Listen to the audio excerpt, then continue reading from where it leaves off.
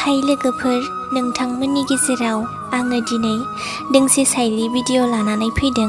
शायरिखौ लिरनानै हरदों मिस्टार जोमै, डिस्ट्रिक्ट उदालगुरि, टाउन माजबाद। थौदो बिदिब्ला बिथां हरनाय शायरिखौ दान्दिसे सम खोनासंलांदिनि। गोबां लोगोफोरखौनो नुबाय आं, बेजों दसे सम थाफाना माबा बेसाद मोनजाफ्लाबानो, मोनलोंफ्लाबानो बेनि महर मोखाङा मोजांब्लानो बियो आंनि बेस्ट फ्रेन्ड, बैयो आंनि बेस्ट फ्रेन्ड बुंनानै लानाय। नाथाय बेस्ट फ्रेन्डआथ' बैसो जाय नोंनि खैफोद समाव नोंखौ मदद खालामगोन, नों जेंनायाव गोलैनाय समाव नोंखौ मदद खालामगोन। बेसो नोंनि सैथो बेस्ट फ्रेन्ड।